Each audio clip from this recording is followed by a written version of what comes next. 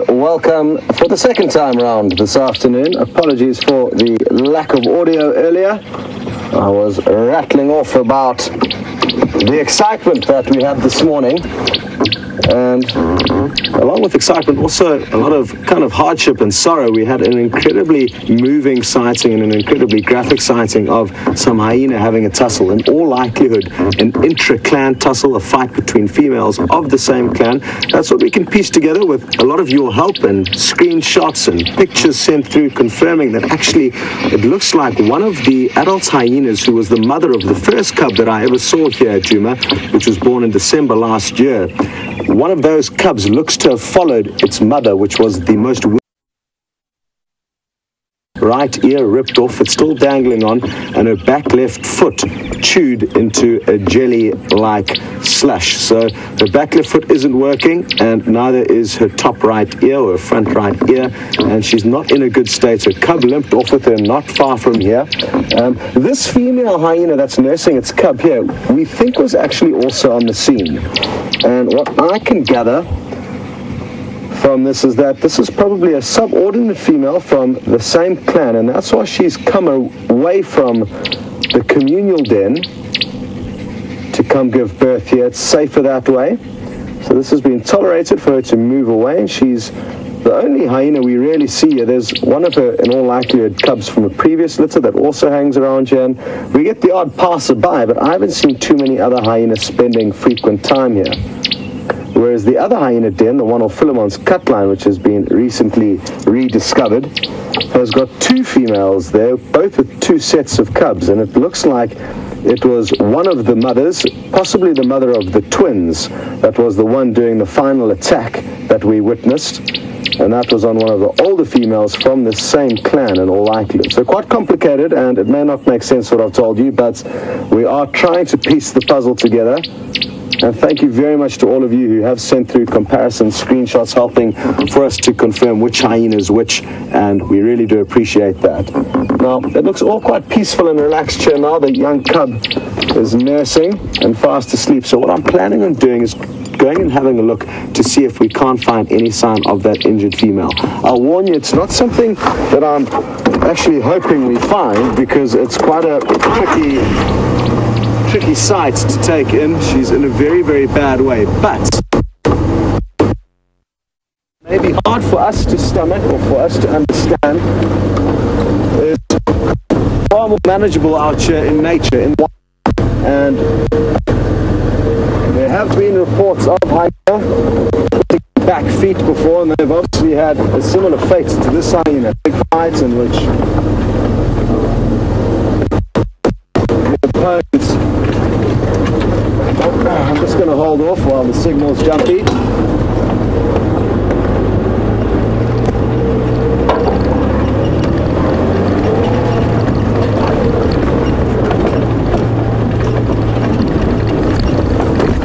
Okay, so like I was saying, there have been reports of hyenas surviving, missing back feet, missing ears. So even though she's in dire straits, there is a chance that she could miraculously recover. And we left her lying up about a quarter of a mile up this road on the right hand side, on the side of a large termite mound. And she did have her cub in tow, and it was actually the fact that her cub was with her that helped us to work out who she was. And again, huge thanks. I know BJ Mapaya got a hold of me and helped greatly with the information sent through. And please remember that if you do send through information and we don't get back to you immediately or at all, that doesn't mean we haven't received it or we aren't hugely grateful for it. It would just be a job in itself trying to respond to every single mail we get. Anyway, apologies, but thank you at the same time. Your information that you send through is invaluable. And it's the great thing about this Safari Live family is that as we grow and the more time people spend and the more experienced viewers get out here, the better the whole process becomes for everyone, because now we're getting to know some really interesting information. And just the fact that we can fairly accurately say that, you know, this female that was attacked was possibly dominant this time last year, but now she's possibly been overthrown by her own clan members. It's very, very interesting. Again, what I'm saying is not fact, it's just a few theories from today, and I haven't delved hugely deeply into identifying all the different hyena that were on scene this morning.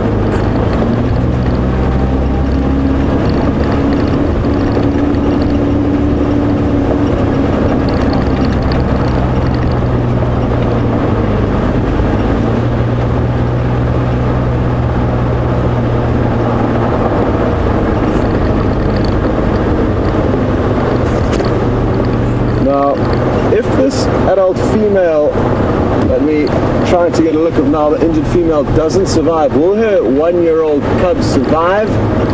Elise, it is a good question and it's a tricky one for me to answer. I am leaning towards thinking that yes, she would make it, this young cub, but maybe that's just me being optimistic. Okay. Now we're going to have to drive very, very slowly here. I'd hate to interrupt or interfere or chase off this wounded female, but she was lying up on the base of this termite mound, which Vien's busy zooming into now. It's just in front of us. So we'll just creep in here and see if we can't find any sign.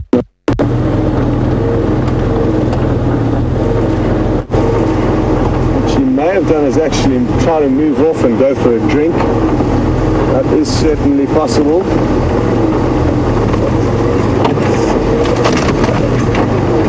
And even though she's in incredible pain, she does have the ability to move.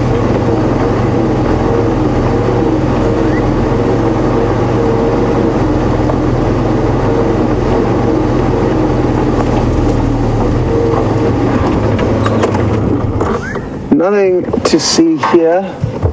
And Susie, yes, it was incredibly tough watching the majority of the action that unfolded this morning, but especially that scene at the end there when the young cub was following its mother down the road and it didn't quite know what to do. What was interesting, and what was really interesting, is that that same cub was playing around with the siblings of its mother's attackers when we first came across those 6 or 7 hyena that were chewing on the bones. One of the injured female's cub was there at that stage, and she returned with the mob that had actually attacked her mother to watch a further beating ensue and then kind of run around and sniff around and not know what to do with itself. Incredibly complicated and incredibly difficult to watch. You are right. So, no sign of her here, and we're going to keep hanging around this area trying to work out what's going on. Ben's got some exciting prospects for this afternoon, hunting down his favorite animal, but he'll tell you more about that now. Welcome on the Sunset Safari. My name's Ben Smith. I have Tebs on camera with me, and we are searching the eastern boundary for the sign on anything. I just wanted to check. I haven't been on drive for the last 2 drives, so just reassociating myself with the area. Steph did tell me there were quite a lot of elephants around Central, so I'm just double checking they haven't crossed, and then we're going to head down into that area and see if we can find them. But so far all quiet on the eastern front.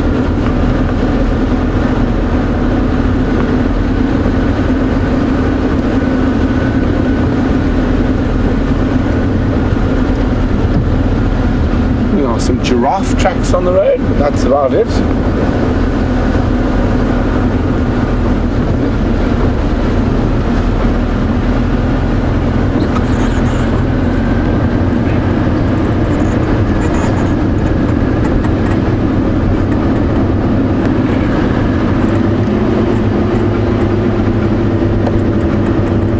So we have a pond hippo named Peter, who's been living at the Djuma waterhole camp, and Vicky in Washington State said she hasn't noticed him around during the daytime. Was wondering if he's moved off to die. Possibly not, Vicky. I think he's probably just moved off. He might be sleeping in the drainage line. I'm sure that water gets incredibly hot during the hot days, and he will actually move out and he'll come back towards its cooler. I'll definitely take a swing past there later and see if he's maybe meandered his way back into that area.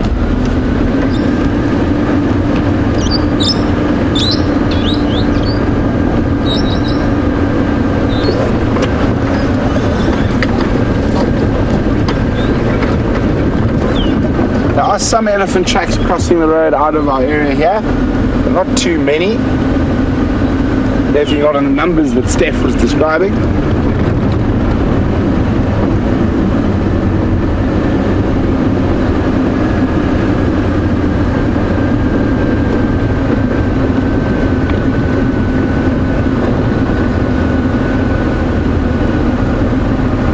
Really fresh and clean this afternoon after the rain from last night. It wasn't much rain, but it was enough to settle the dust.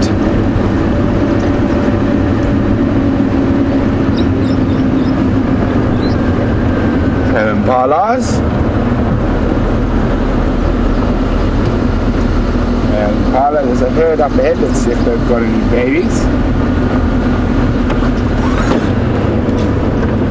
Oh, one baby, but they're taking off. Best to be cautious when everything eats you.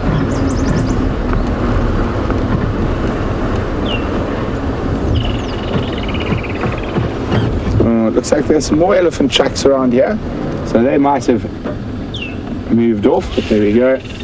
Lovely impala.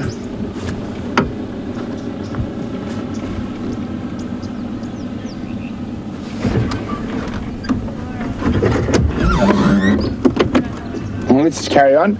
That herd on quarantine at the moment. Oh, so wonderful. Lovely big nursery group of babies, and some of them are getting old enough to get quite playful.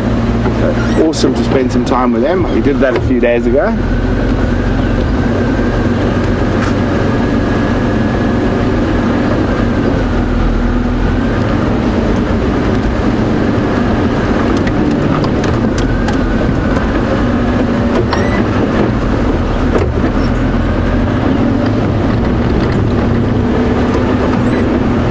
No sign of those elephants crossing to the east. We're going to check the south for a little bit and then go on to one of my favorite roads on Djuma and one of the least used roads, a road by the name of Leadwood Road.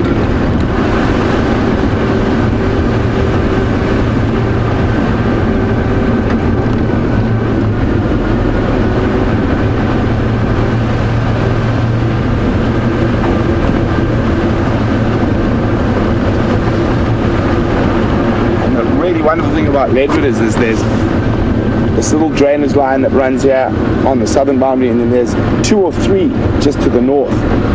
So great leopard habitat. And often when we haven't seen leopard for a while, it's a really good spot to start looking.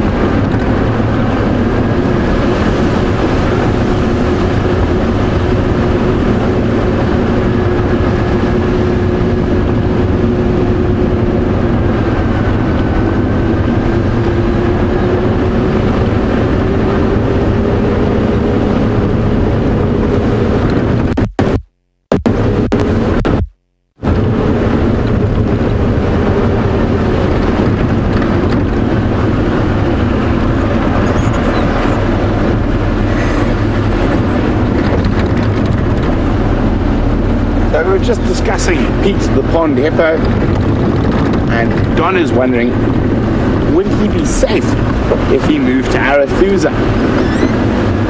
Most definitely not, Don. I think the safest spot for Pete at the moment is that little pond. So he's an old male, and if he had to move anywhere where there were females, or even other males, he would get a beating, and that's a lot of the scars on his back are from. And here we go. This is why the road has got its name. There's a big old leadwood tree here, and they can stay upright after they die for over 100 years. A tree about that size could quite easily would have been sort of 700 years old when it died. And now it's a home to squirrels, skinks. If you come up a little bit there, Tibbs, zoom in there. There we go, a little striped skink. And even though it's dead, it's by no means dormant. So lots of different things will live on it. And if we go up onto the right, I think it's a little bit higher. There we go. There's a baby fig that obviously a bird has defecated in the tree, and it started growing out of there. So it's got a nice safe spot, and what will happen is those fig seeds will be often in a spot where a lot of bird dung, and that one there's a starling on the tree as well. It's like a Birchall's starling. So those figs will sit in an area where bird dung or squirrel dung will congregate, and so there'll be enough nutrients, and it'll now then start extending. Where's my arm? I'm trying to find it. So there we go. Start extending its root system down. Let's go have a closer look.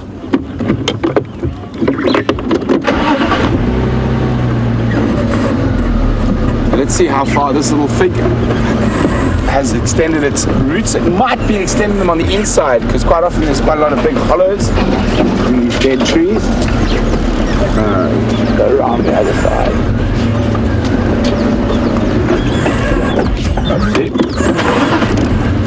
It's the first time I've driven this vehicle in quite a while, so I've just got to get used to the clutch. I've been driving Wendy the last while. There we go, isn't that perfect? Hey, exactly what I was describing. Just get that. So if we have a look at that little fig, you'll see there's a little hole or hollow in the tree. And not only will it get nutrients,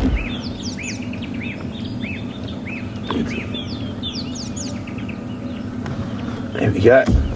Not only will it get nutrients from what's defecated there, is that I think a lot of nutrients from squirrels and things like that will actually be washed down and form in there, and you can already see the roots starting to extend out, and then those roots will eventually creep down this dead tree to the ground, and it makes a perfect platform for figs to start growing from.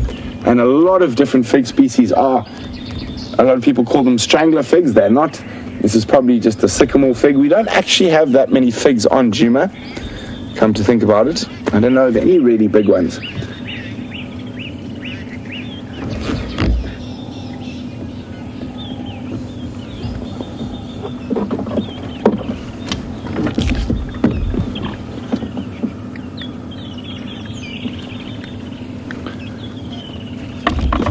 Okay.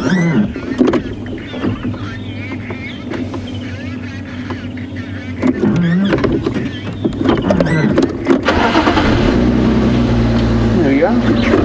Looks like a little sycamore fig to me. And Rich King, who's watching by YouTube, is wondering, will that fig eventually take over? It will. It'll take some years though, but it'll eventually completely surround that and use that expired leadwood as a really wonderful base to sort of set itself. And you do find a lot of figs that are totally encompass dead trees, and sometimes they'll even kill living trees, and that's where they get that nickname strangler figs from.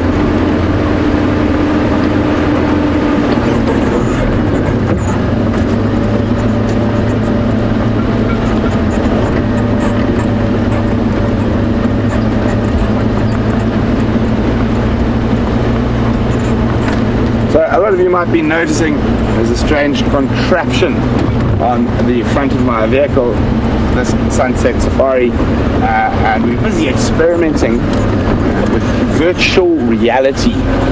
So basically that will take a 360-degree picture of everything around us, and you'll be able to afterwards move around through that.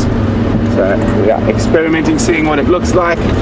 Exciting stuff for the new year.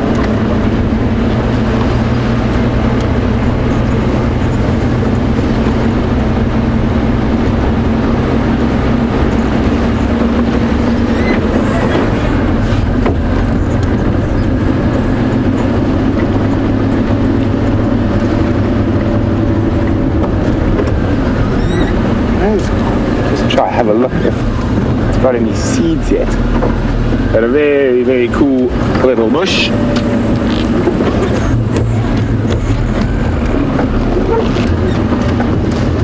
Here's a little one. I can't see any seeds yet. And there's a big one here. So it's got very, very interesting looking seeds. It's called a hairy caterpillar bush, or hairy caterpillar pod. Homocarpum trichocarpum. And one of the more interesting things it is, if we continue with our bush pharmacy, which we do from time to time, That is the equivalent of the little blue pill out here in the bush. So we even have the little blue pill for gentlemen in the bush. But here it's called a hairy caterpillar bush.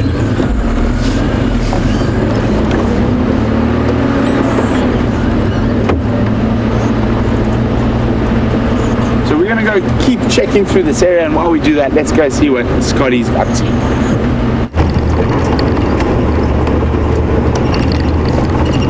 So, not too much to update. But I've been watching a specific crested barbet quite some time, and it often lands in this marula tree to our right, Liam. I'm not sure if there's a nest in there or... Oh, there it goes.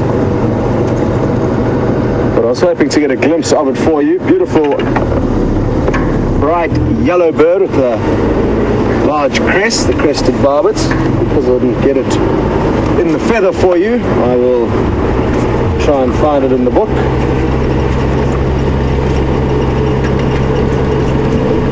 A lot of the times the birds fly away. Oh!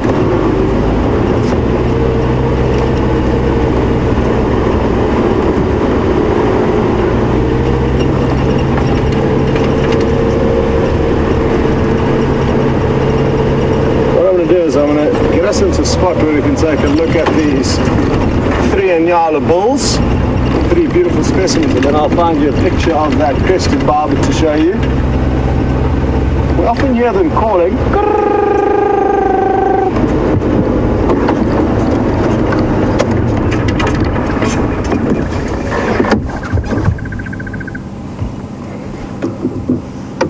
So as I said, these are Inyala. One of the prettiest antelopes I think we find in this area. And have that very characteristic kind of orange rusty sock up to their knees with a dark chocolate coat and the vertical white stripes.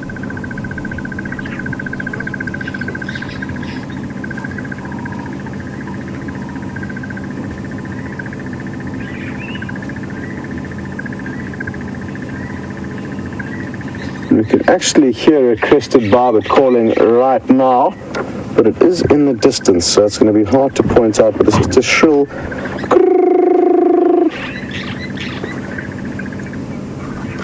and maybe we'll be able to find that one up ahead.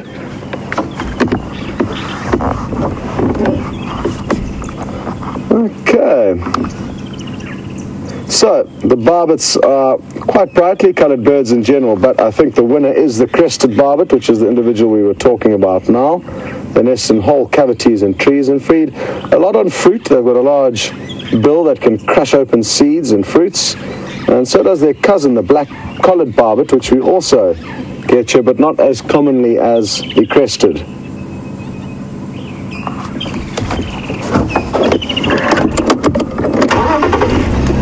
Very good.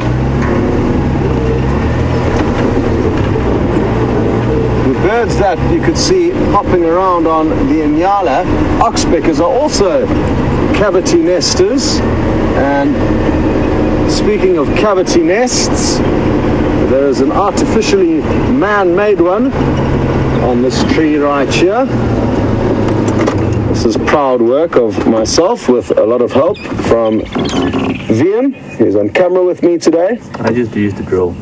VM was the drill operator, mainly involved in screwing on the lid, which opens and closes. You'll see there's a small wedge cut off the top there, so you can open and close and look into the cavity which we cut into this tree. Sadly, no tenants yet. I'm charging a very good rate, a very cheap rent. All I want for rent is a few photographs of the proud parents with their chicks once they're fledged, and that's all. So it's basically free accommodation and quite a nice area, but I've had no takers. It's been up for about 2 weeks.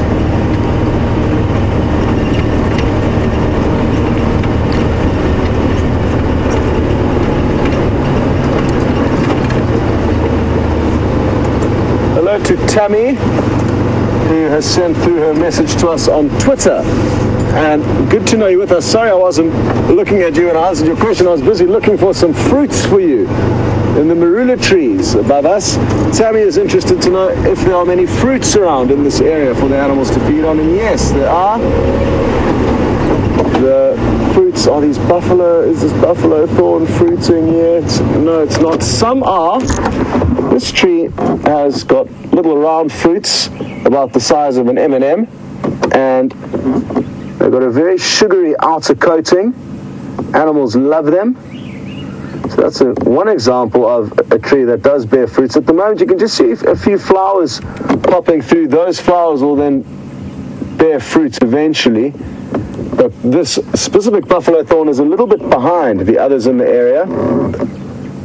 But not many of the fruiting trees or seeding trees are seeding at the moment. So it happens later on in the summer, closer to January and February. The marula fruits are much larger and very, very high in vitamin C. The elephants literally run from marula tree to marula tree and will even push their head up against the marula trees and shake them to get all the fruits to fall down, which is one of the most awesome things to see, but also to hear, because all those fruits that are about the size of a golf ball are simultaneously hitting the ground after the elephant's given a tree of this size here, absolutely huge, a big shake with its head. Are there any fruits starting to develop on this one? Interestingly, with trees you get males and females, and the males will not bear fruits and the females will. I'm not sure whether this is a male or a female, but I haven't been able to see any fruits just yet.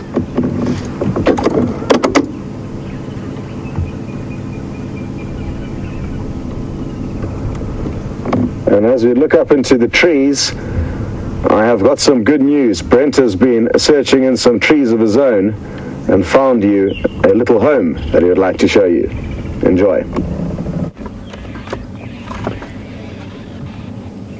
So, as Scotty said, we've got some success in a buffalo thorn, and it's a long-tailed shrike on the nest. You can see how that tail is bending profusely to fit.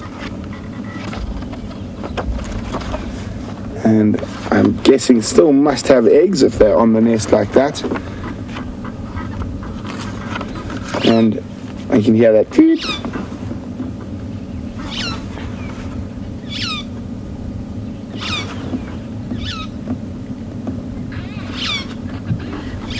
So that's the bird on the nest making that noise.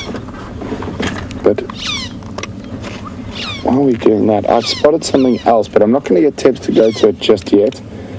It's quite difficult. I'm going to get a safety of it first.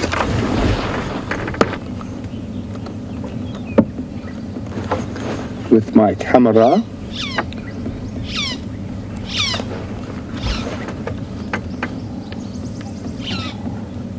Oh no, of course it flew away. Oh no, it's still there.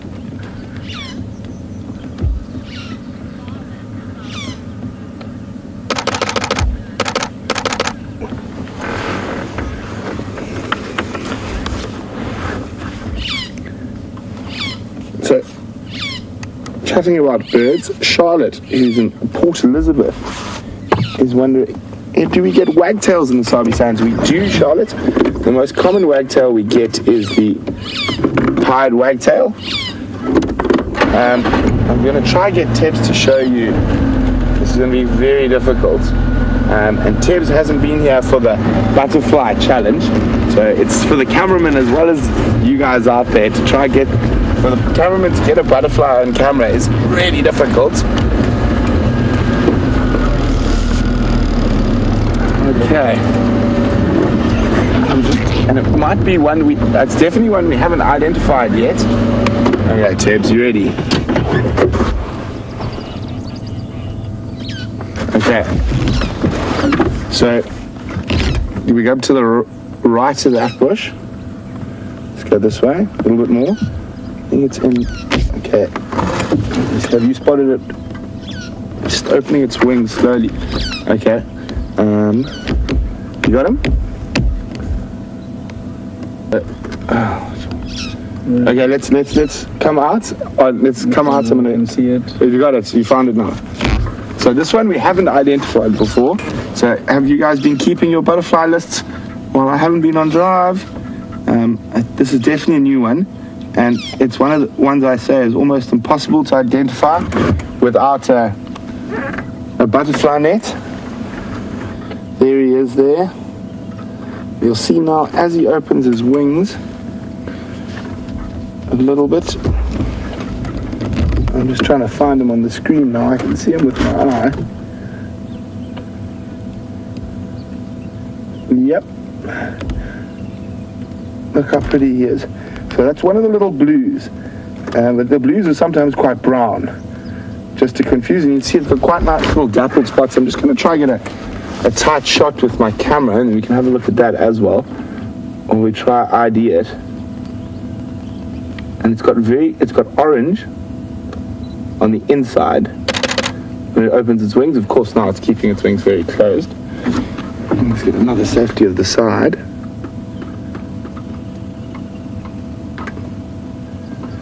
Yeah, I even lose it. There we go. And it's got little eyes right on the bottom edge.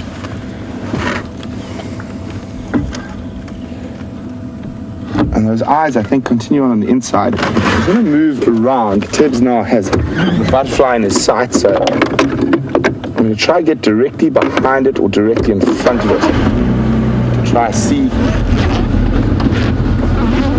the inside of it.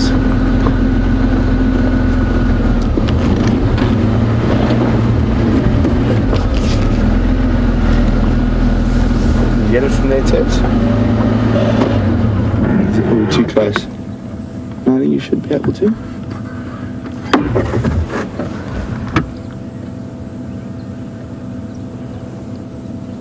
There we go, there's the little guy. Oh, he's just behind the leaf. I'm just gonna move forward a tiny bit, try it.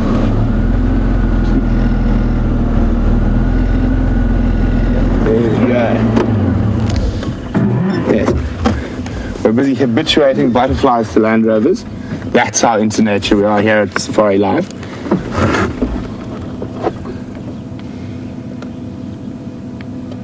Okay, now you just... Oh, I nearly got him there. So as soon as I get a safety shot of the inside, we can try and make a proper ID.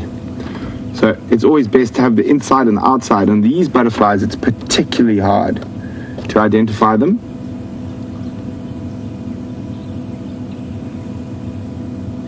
Just want to get out there and move that one little leaf, but it will definitely fly then.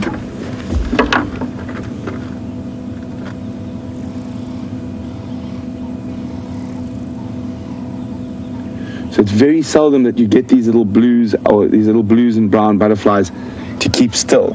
So in flashing, they don't look very pretty, but as you can see how incredible some of the markings on the underside are. And it's busy for those flower lovers out there. It's busy feeding on a string of stars, or a lamb's tail is the name of the flower it's feeding on. You want to open your wings?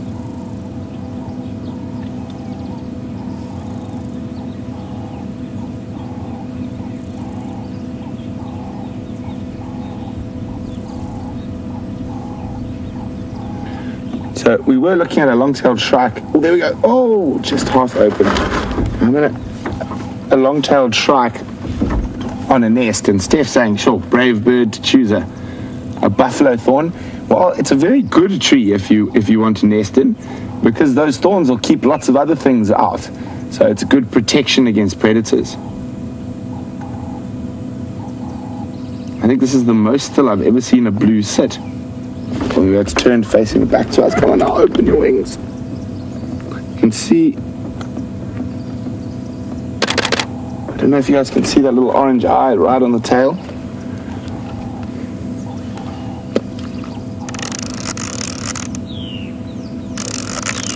Let's see, just need to see on the inside. Sorry guys, be patient with me and my butterflies.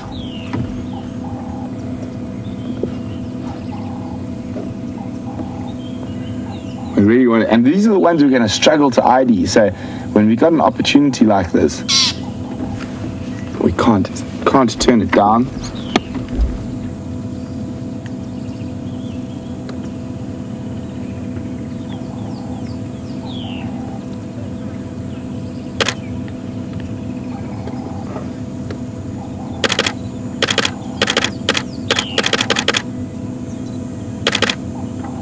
Okay, I think I got that very distinct. Not a great shot of it, but we can definitely see it. It actually looks like 3 eyes now on the inside. Very little blue, almost orange on the inside of the top side of the wings as well. So I'm just gonna try one thing quickly before we move on. I'm gonna jump out of the car. Oh, there we go. You still got it? It's just there to the right. I'm going to just try and get one more. I'm even too close for my camera. I'm just going to sneak past you there quickly, Jack. Just so we can try ID it. Oh. So as you see, when it flutters, it doesn't look very impressive at all. But if you stop.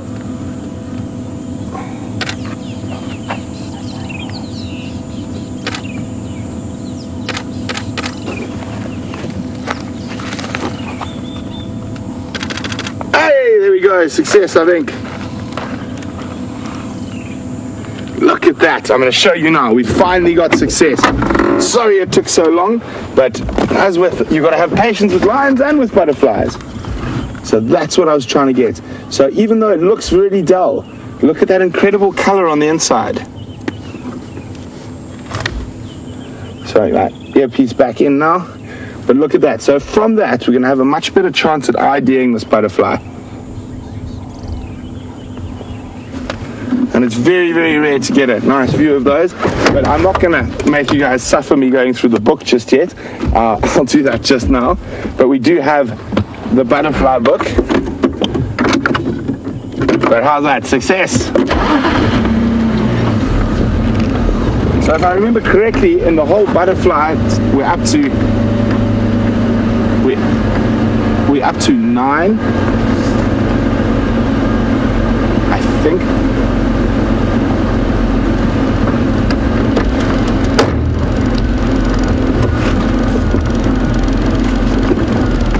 And on the subject of butterflies, Pamela's wondering, do we have any monarch butterflies in the Sabi Sands? And we do, Pamela. We have the African monarch. I will definitely try to show you one. And I'm just trying to remember, so far since we started this butterfly challenge, sorry, something is rattling. I really don't like rattles. Here we go. I'm just trying to remember how many species we've got so far. We've got the yellow pansy. Still rattling.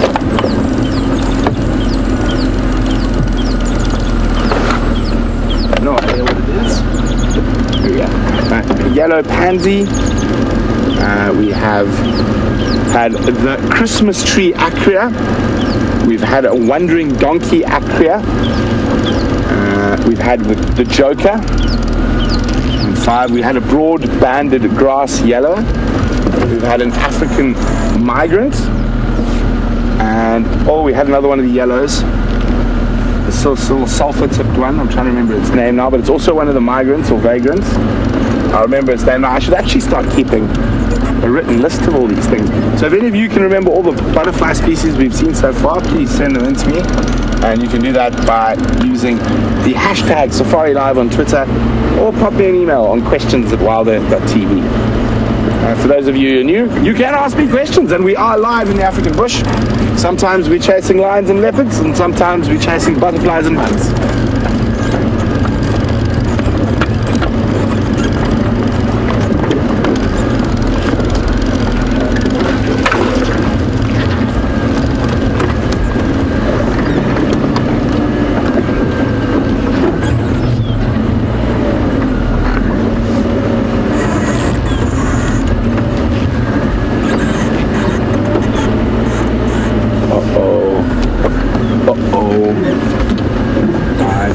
butterfly, another one I don't think we've seen yet. Oh, but butterflies are difficult.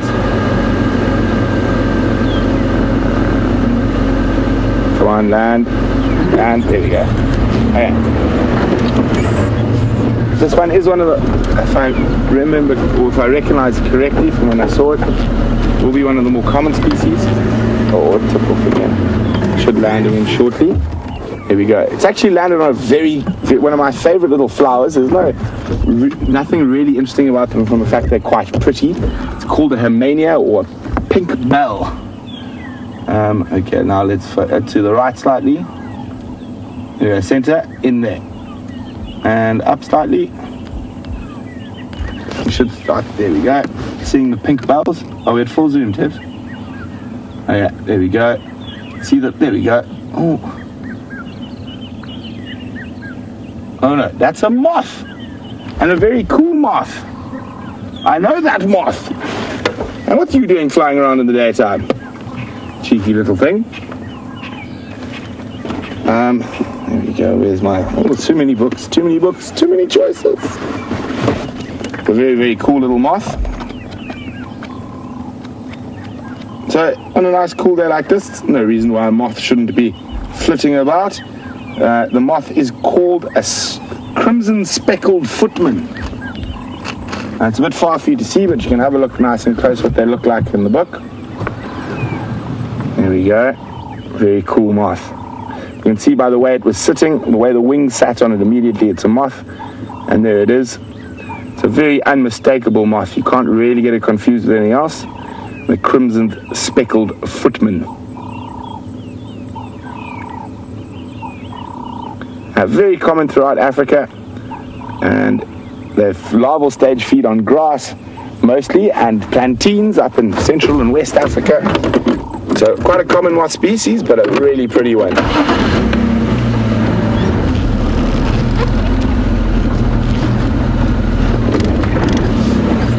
So I'm going to go spend some time going through my butterfly book. While I do that, let's go see what Scotty's up to.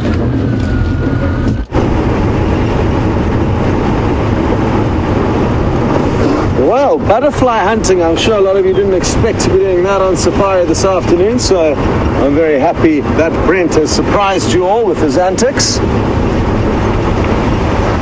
Liam and I are patrolling the northern boundary in the hope that the pack of wild dogs, which are sleeping not far away from us, are going to wake up and have a huge urge to head south towards our property where we can see them.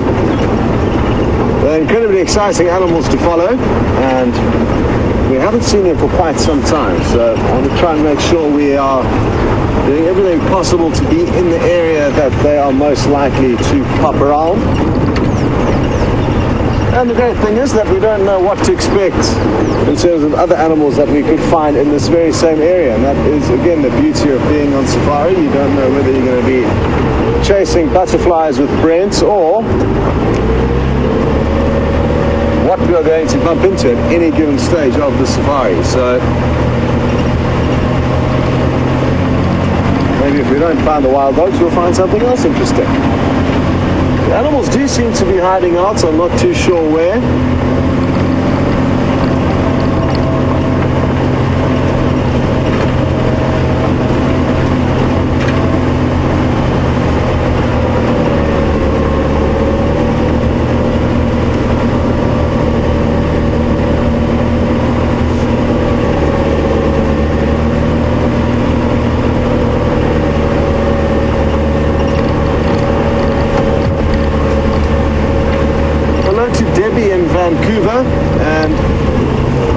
Along with Debbie, are interested to know a little bit more about what we think about the intricacies of that hyena fight this morning. And Debbie's mentioned that how strongly will mothers defend their cubs against other mothers who may be bullying their cubs. And I think very, very strongly they will fight other females that give their daughters, possible heirs to the throne, any glimpse of a hard time. So the thing with this specific incident, though, Debbie, is that I feel that the den site that we were at initially was a natal den site, so it's used just for giving birth, and it's usually used by a subordinate female who's not comfortable to give birth in the main communal den, which is obviously a little bit more risky, especially if you don't have the lineage of a queen. So I think that the chaos and commotion that was heard from the den sites and from the mother of that little cub that wasn't wanting to come out of the den was probably a result of the fact that that little cub heard the whole fight ensuing. It wasn't far from the den, and that cub certainly would have been able to hear an almighty hyena battle. So it's not to say, though, that the mother that was attacked didn't give the mother that attacked its cub a hard time. I just think the den sites that we were at do not correlate with the attack from the specific mothers. The mothers of the two cubs, the two sets of cubs at the one den site, were the two mothers that are older than the mother at the den site that we just left a little bit earlier on, and they were responsible for attacking, at least one of them was responsible for attacking the injured hyena that we got to see. So that's my take on it. I'm sorry if I'm not making sense, Debbie, but it is, as you can understand, a hugely complicated affair, and everything that I'm saying is speculation as to what we think went on. It's very difficult to be certain of the IDs of the hyena, well, at least it is for me. You'd have to spend many, many hours researching and comparing photographs of all the different hyena in this area to be certain you know which one's which.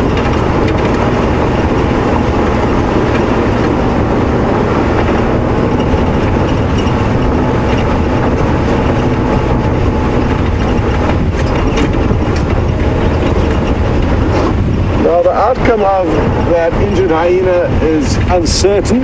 It's obviously got a lot of obstacles ahead of it, including just its own injuries that it needs to recover from, barring interactions with any other hyenas and any other predators. And, oh, that was a pleasant surprise. I hope we still have signal.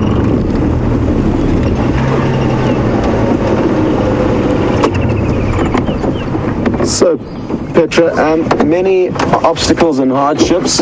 I don't necessarily think a leopard would be a likely candidate to attack that hyena, but if it were to happen in its injured state, I think a big male leopard would probably be able to outcompete that female. So it is possible, but I don't think it's a risk a leopard would take. Lion, I think if they caught one glimpse of that hyena, it would be the end. So a battle against lion would end up, I think, in death, but leopard and other hyena, I think it could still put up a fight.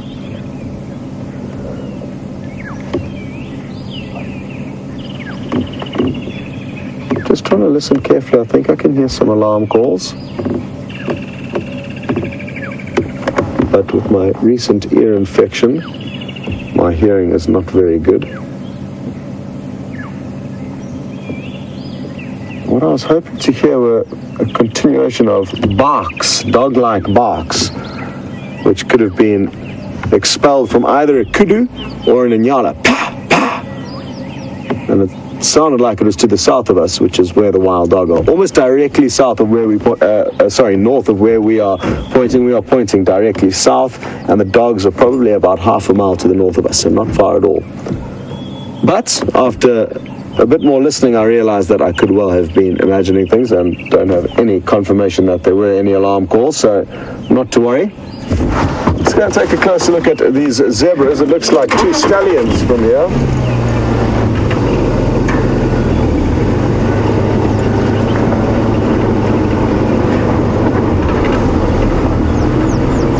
Although I'm already swallowing my words. Looks like it's a female closest to us and a stallion on the other side, so forgive me.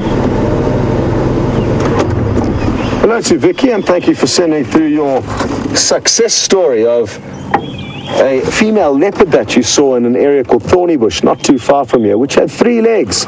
And even with those 3 legs, she managed to hunt and climb trees successfully for 2 years. Incredible stuff. Thank you for that success story, and we all needed a bit of hope and a happy story after the chaos that ensued this morning. It really was tough.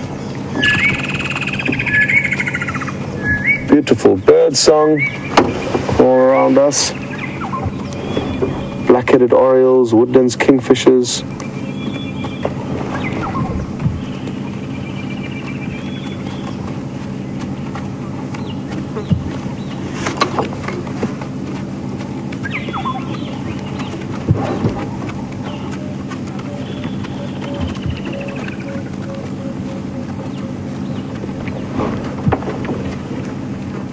Jeffrey in Texas, thank you for sending through some advice and a possible theory to remedy the lack of tenants in my nesting box, my bird nest box. And I think relocating it could certainly be the answer. I'm just not convinced that the tree that it's in is not suitable. So I'm torn to move it at this stage, but I think I'm going to have to, because it's been up there for quite some time, Jeffrey, with no takers. So certainly the proximity to a fairly busy road, that's the road we often drive between the 2 camps where our staff is split up between here at Djuma. So it is fairly busy, but I mean, I just don't understand why they wouldn't take to it. Some people have said that the smell from the chainsaw that helped to build it, as well as the wood glue that helped to stick it together, may have been a possible reason why birds aren't wanting to move in right away, to the wrong odors. I'm not convinced by that. I'm also not convinced by the positioning of the tree. I've seen birds nesting in very, very low cavities, 30 centimeters off the ground in trees. So it's such a scarce home for them, and they fight so much over it, that I thought another box or another cavity shouldn't take any or too long. Anyway, we'll get to the bottom of it, and thank you for your concerns, Jeffrey.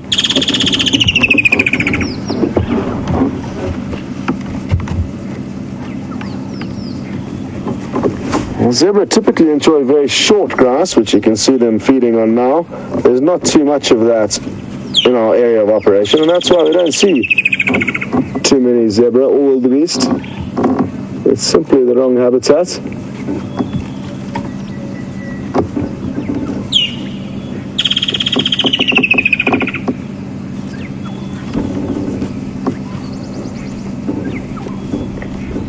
I think the rain that we got about a week ago, we got about 20 mils a week or so ago. I lose track of time out here, but it was a very decent downpour, and I think that's really beginning to have a positive effect on the food load for the animals. Let's hope we get some more rain soon, because at this stage it's been rough going for the herbivores of the northern Sabi Sands.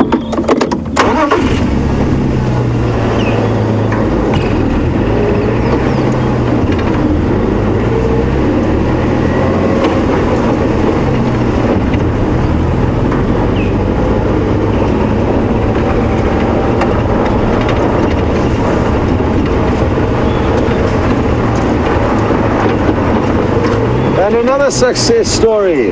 Very good afternoon, and thank you to Penny Pine, and good to hear you're still watching. I hope your son is doing well wherever he is at the moment.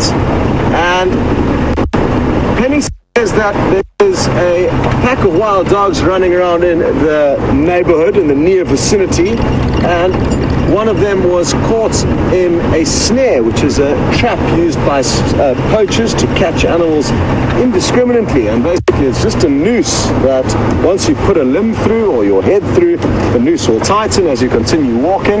And the poachers put these wire sliding nooses on animal pathways that the animals use, and therefore, even though you may be aiming to catch an impala to feed your family with, which is understandable, you are in no way in control of what does walk down that path. It could be an elephant that sticks its trunk through that hole and then loses half of its trunk, or it could be a wild dog that goes running through and gets its leg caught, which is what was the case in this certain event.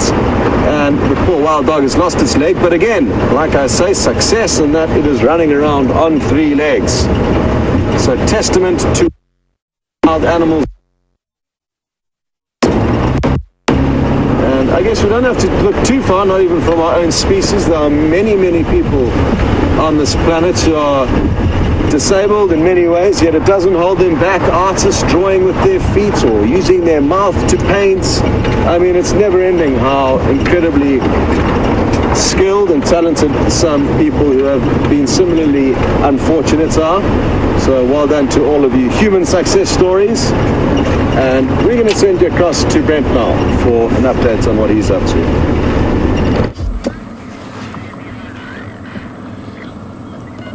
So we're still checking all over and about, and as you can see, we've got a male Inyala. There's probably a few more around that we can't see in the thicker bush behind him, taking advantage of all the fresh shoots.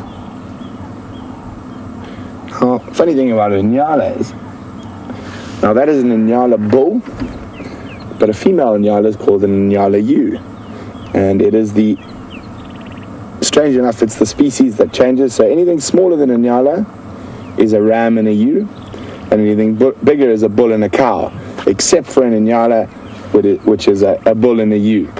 So when it comes to sexing and what words to use, Inyala is the mid-ground where it changes.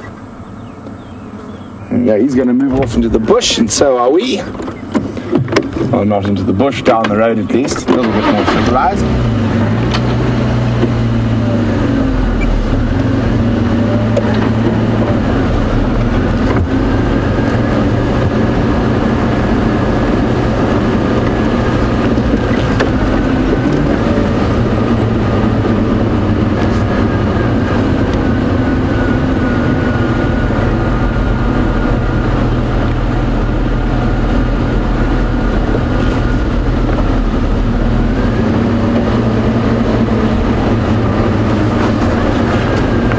Big welcome to Pat from Florida.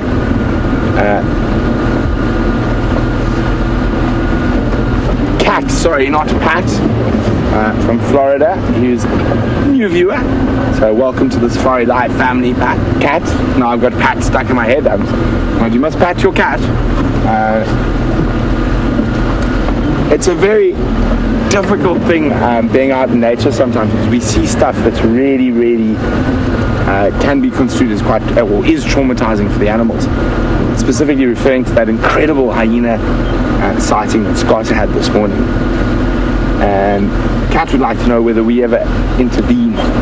So go get that hyena fixed up by a vet. We don't. Not with things like that. That's natural. That's normal hyena behavior. Hyenas will have fights like that, and it's not uncommon to see three-legged hyenas or hyenas with half an ear or 1 ear. I've seen various forms of decrepit hyenas over my years in the bush. And the only time we would intervene is if there was a potential threat to the greater population, or it is a human-caused ailment. So, for example, an animal that's got a snare, then we would, depending, either dart it or humanely remove it. Or the other thing is with endangered species, and often they're endangered species because of humans that have done stuff. So with wild dogs and cheetah, you'll find that there will be a reaction. Hyenas are not endangered. They're under least concern with their threat status. But it's a very, very difficult thing, and I will chat about it a little bit later. But Scotty's got two of the most pretty little birds for you in the meantime.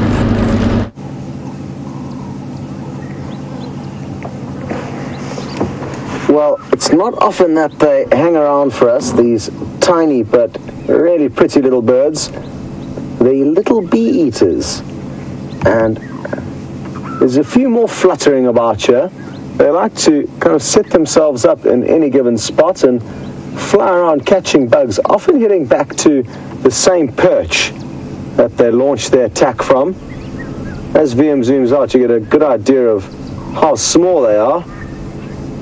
We're not far away. We're probably about 12 meters away at the most at the moment, and VM's at full zoom now. The tiny lovely little bird. You may notice a turquoise. Oh, nice. All three of them are now down together. And you may notice a very light turquoise kind of eyebrow mascara, you could say. That's one thing I love about them, but you have to be very close to them or have a serious pair of binoculars or zoom on your camera to get up close to them. But another very pretty family of birds, the bee-eaters, one of the most prettiest, and we're still awaiting one migrant, the carmine bee-eater. Hopefully it won't be long before they arrive.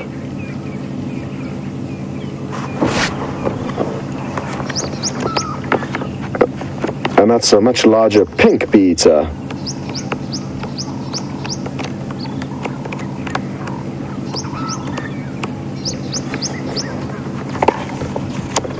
Oh, well, this is exciting. And thank you very much, Brian, for getting a hold of us. We are told that your wife, Juanita, does not believe that this is a live safari, and we can now confirm to you that it is indeed live. The birds that you are seeing are real. The bird that you will see if you continue to follow these live safaris that is not real over here is the southern carmine bee-eater, which I just spoke of. And it would have been impossible for me to speak about this bee-eater, then answer your question, or at least prove your husband correct. It's hard to believe, though, when it really is hard to believe that this is happening live, and we often forget to credit our technical team that put together all this very sophisticated equipment and technology together on the back of these vehicles, and then allow myself and a cameraman to head off and take you guys on an adventure every step of the way. So good to have you on board with us and part of the family now. Brian, thank you for believing in us and also for taking some time to prove that it is live to your wife. It does make a massive difference, obviously, to the experience that everyone gets that is live, not just us, but also you, and the fact that it's interactive and we get to share memories and experiences that happen in real time together. Nothing is edited, nothing is scripted. We don't know what's going to happen when we head out, and that's what makes it so enjoyable, I find, and so much more real and raw than most of the other kind of entertainment that is available to us in this day and age. Just heard a few squirrel alarm calls down to our right here. Oh, and I can see a few predatory birds flying away. What are those? Oh no, those are cuckoos. They look like predatory birds. I'm not sure which cuckoos they are. VM is doing a very good job staying on them. So they look like kind of raptors to a degree. They've got long tails. Look at the beautiful sky out there. Don't worry, I don't think it's going to bring us any moisture, thankfully. I'm not sure what cuckoos those could have been. Let's get out the book quickly and have a quick look and see if we can't come up with a group decision as to what that may have been. Now, they were flying very, very quickly, and these are the most likely cuckoos that they could have been. I think it could have possibly been a thick-billed cuckoo, which I actually haven't seen, just judging by its flight pattern and also the fact that it had a very white breast. And what we can do is try and take a closer look. We can drive there to where they landed and go and have a closer look. But I really didn't get a good enough glimpse to make a calculated decision. The problem with cuckoos, and I don't know if it's because they live a shady life, leaving their eggs in other birds' nests to raise for them. Maybe that's the reason why they avoid being on camera, but they typically don't like to stick around for us. Now they landed in this tree over here, have you? Cool. It's a large knobthorn acacia. I can't see if they're here anymore. Oh, I can. Oh no. Yes, I can. Let's just stop here. We might be able to bank a visual. Top right, VM, kind of right-hand bush, yeah. Maybe it's a great spotted. It looks like it could be a great spotted cuckoo.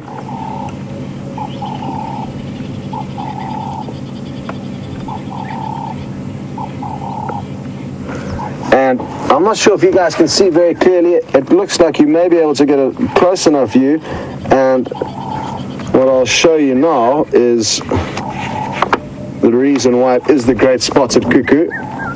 You can see a bit of a yellowy tinge on the throat, as well as a very barred wing. And I'm just going to show it to you in the book here. You see how the wing is very barred, as well as that slightly kind of pale creamy color on the throat. Now, if Liam zooms out a little bit, you'll see none of the other cuckoos have got that very distinctive barring on the wings. And if we zoom in up to that cuckoo one more time, you'll be able to probably work it out and agree that it looks just about right. Great spotted cuckoo. And this is interesting. It mainly parasitizes starlings, and there was actually a Birchall starling sitting in that tree just a few moments ago. So who knows, maybe there's a starling's nest in this tree, in a cavity within this tree. But this great spotted cuckoo is hoping and popping an egg in there, just sneaking one in, and then flying away, leaving its kid to be raised by strangers. Terrible, the cuckoos, but clever. It means they have a permanent holiday and never have the responsibility of raising young. A squirrel there. Liam cannot control himself, and he doesn't say much when he's behind the camera, but there's been a squirrel that's been alarm calling for quite some time, and Liam is tired of looking at birds now when we could be looking for a leopard that the squirrel is shouting at. So basically, that is what has just happened. We've been summoned by the cameraman to go forth in search of whatever that squirrel is alarm calling at, so that is what we shall do. Hold on.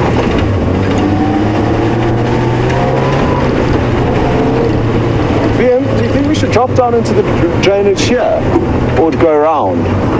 Or should I have another listen and see what... Let's have another listen. Let's go a little bit closer in here, and we'll take a listen and then try and work out. It's a tricky area. We've got a massive riverbed flowing between us and where I think that squirrel was alarm calling. Now, the squirrel could be on the other end of on the other side of this riverbed, looking across to us, where the leopard may be walking. I mean, there's many variables, but let's just try and work out where the squirrel is at a starting point.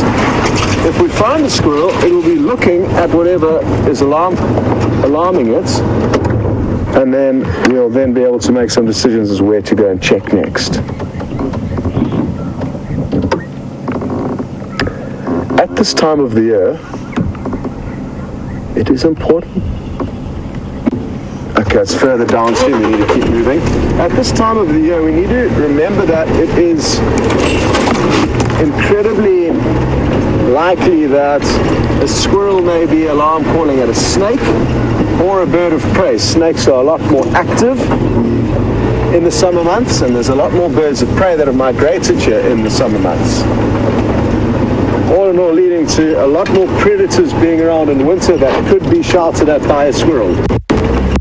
Just want to get a little, and then we'll stop and listen again. And I must warn you, we may lose signal down here. Brent is also in a no signal area, so we're taking a gamble. If the stream does stop temporarily, don't go anywhere. It'll be worth hanging around.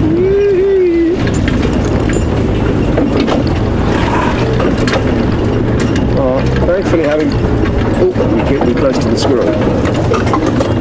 Thankfully, after having spent some time here over the last year, there's a few little sneaky shortcuts that we've learnt about. Liam, you did hear that? It was right here. What have you seen, squirrel? Maybe there's a chance that a leopard took a drink from this little mud wallow ahead of us here. Maybe there's a snake. Now, as Liam's, we've got it. Liam's found it. He's up in the tree here, Liam. Right where my finger is. We've found the problem. It's not a leopard, but it's still awesome. Oh, I'm trying to see. To my finger. Exactly where my finger was pointing. Oh, yeah. And it's an eagle that's feeding on something.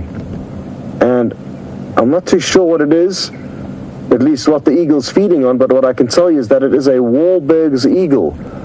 Probably one of the pair that live and nest very close to where we live and where we are now.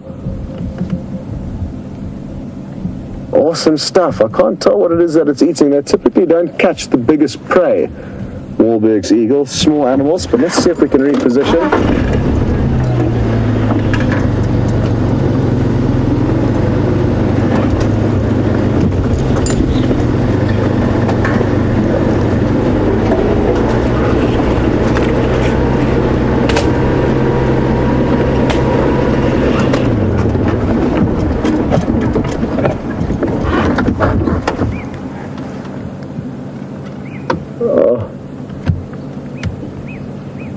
Doesn't look like we've got a very good angle from here.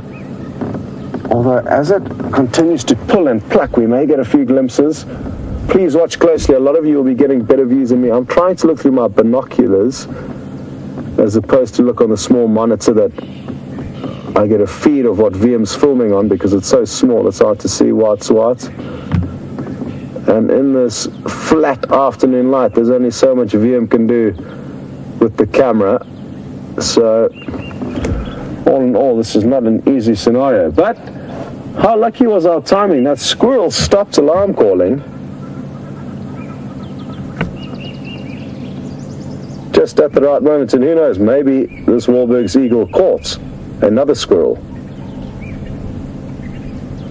I'm almost being able to get a glimpse of what it is, but just not quite.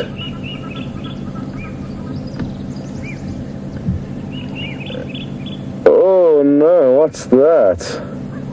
It just dropped it. It looked like a liver or a kidney or who knows, some kind of an organ, but the Wahlberg's eagle just discarded that.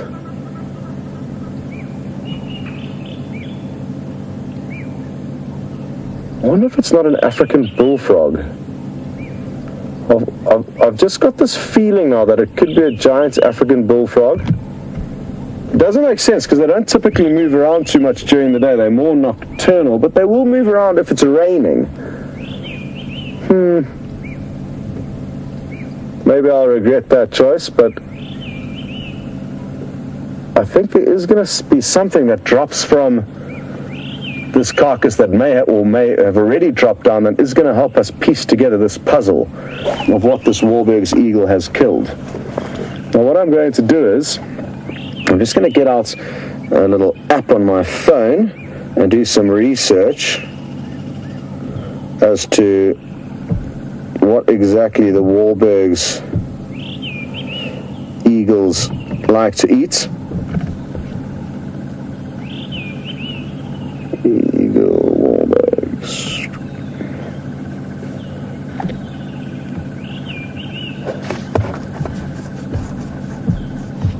Another bird of prey has just flown up and past us. I'm not too sure what this one is either. It could have been the partner of this Wahlberg's, but I didn't get a good enough glimpse at it. Okay, so let me get to feeding here in my little app. And foraging in food. Hunts from a perch, often at great height.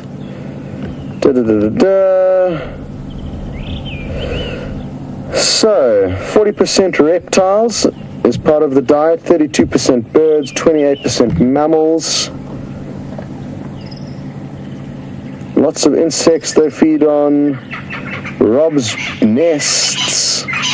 Kills other birds of prey, including barn owls, goshawks. I mean, this is a very comprehensive list. Lizards, skinks, snakes, chameleons, frogs. And frogs, ooh, we could be lucky. It says here, mainly African bullfrog. So maybe it is a frog. Maybe I got lucky with that call. And if it is, there'll certainly be portions of that frog that it drops down. It is too, it is a frog. It's an African bullfrog. Can you believe it? I'm 99% certain I just saw a little webbed, flippery foot getting pulled up, and you'll find that it may have caught this frog from in and around this wallow.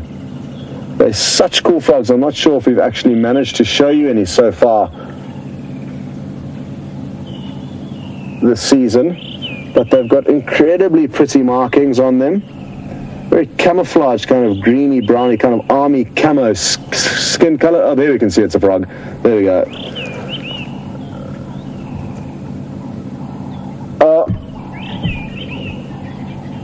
No, I think it is on the African bullfrogs do have that straight line down their back. I just kind of went back on the species momentarily and thought maybe it's not the African bullfrog, maybe it's a toad of sorts, but I think I'm just panicking. It is the right size and shape to be the African bullfrog. Very big. I've actually fed on one before. Tastes like chicken. It was boiled in a chili water with chilies floating around in it. On a rainy morning, as I was walking through a tracker village here in the Sabi Sands, I got kindly offered some frog. Not really high up on your average menu here in South Africa, so at least not with my background, so that was an interesting change of events, eating my first frog. And isn't this awesome? That squirrel from quite a way off, together with VM's commands requesting us to respond to the alarm calls, has not led us to a leopard that we were hoping for, but it has led us to something so interesting and still a successful predator in that business of feeding on its kill.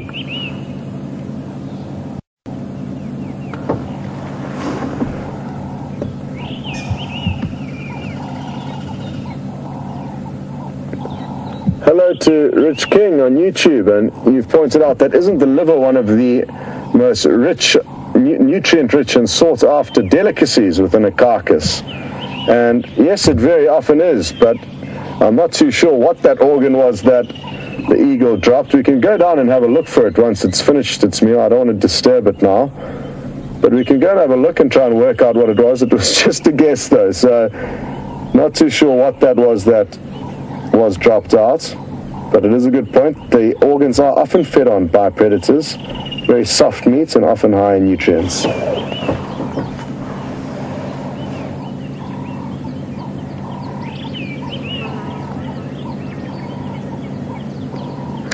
Gerda on YouTube has now taken a bird kill to the next level, wanting to know what the king of raptors in this area, the martial eagle, or what kill have I seen the martial eagle make, and what has been the biggest kill.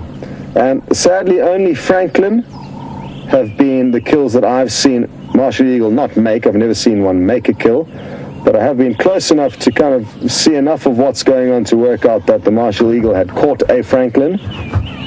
Never been lucky enough to see a martial eagle with bigger prey. They can sometimes catch monitor lizards, very large lizards, as well as baby impalas, which is hard to believe. And it was just a couple of days back when VM and I were sitting out on drive, and VM spotted a martial eagle far in the distance soaring above us, and then I stopped to do something and took my eyes off it, and VM said it just plummeted straight out of the sky from very, very high up, and I wish I had have known where it was plummeting towards, because I would have raced there and seen if it had not have caught a baby impala. A huge feat for a bird of prey.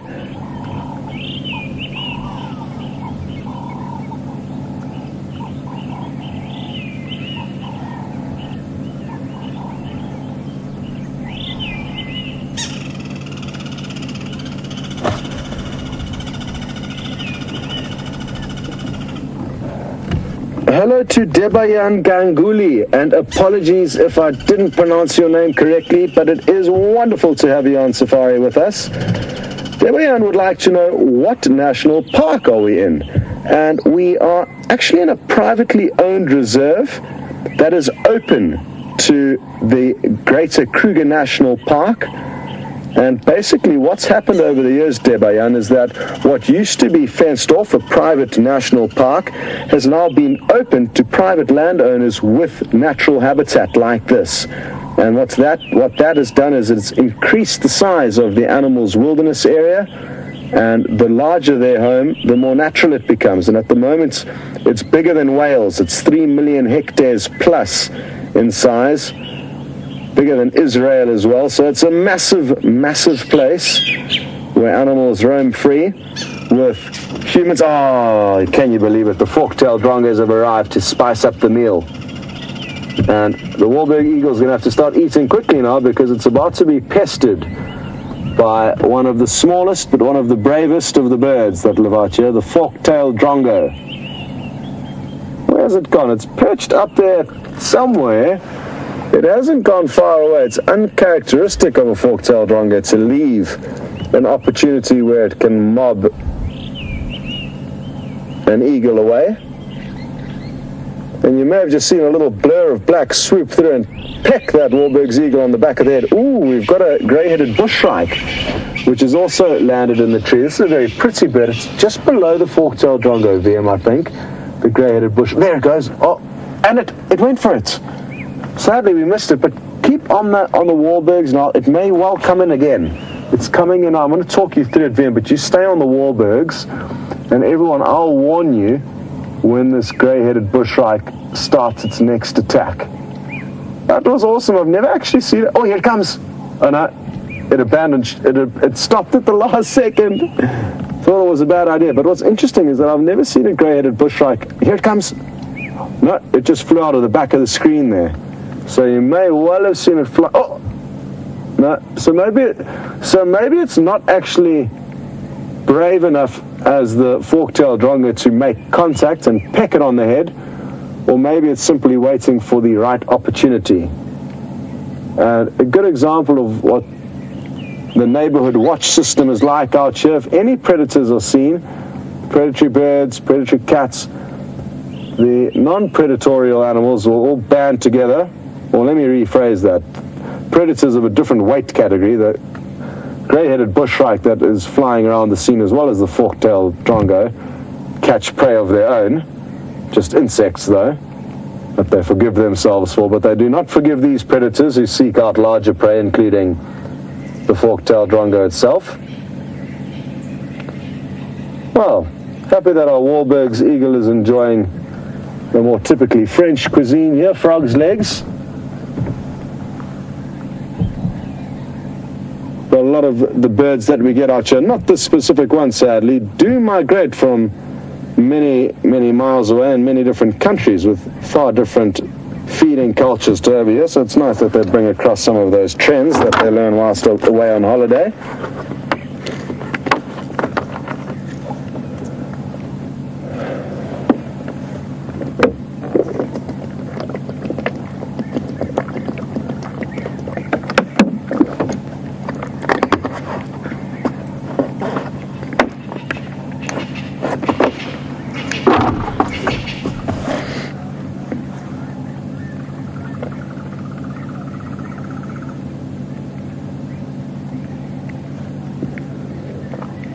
Hello to Isabella in Ohio, just 4 years old, and isn't this interesting? Unlucky for the frog, but the bird must eat, and I think it will eat all of it, Isabella. I don't think it's going to have any leftovers that it's going to need to store. What it may do, if the fork-tailed drongo that you just saw flying through the screen continues to bother it, is that it may fly off with whatever remains. But that frog isn't a very big piece of dinner for the eagle, and I don't think it's going to have any problem finishing it off. I'm just interested to wait here to see if we can't pick up the skeleton that drops from the tree when it is in fact finished. It may take whatever leftovers it has with it, but I'm willing to wait if you guys are, because it'll be great to get you an up-close look of the carcass on the bullfrog.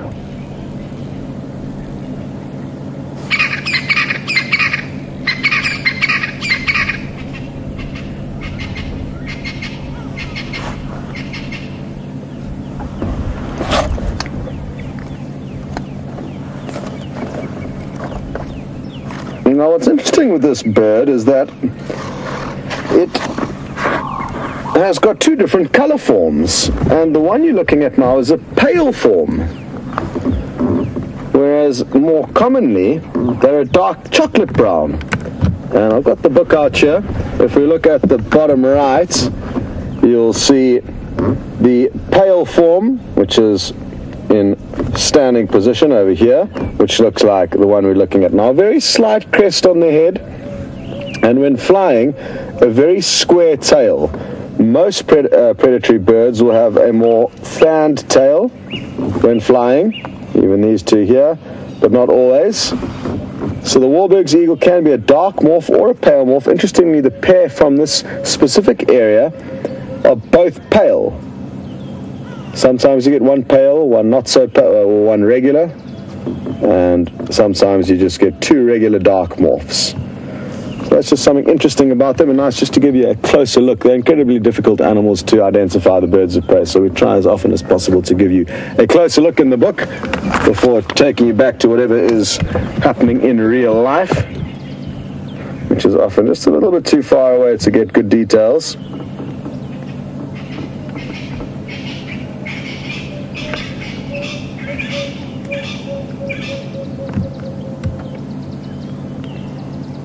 I wonder if it won't help if I shine my spotlight up there to give them a little bit of color.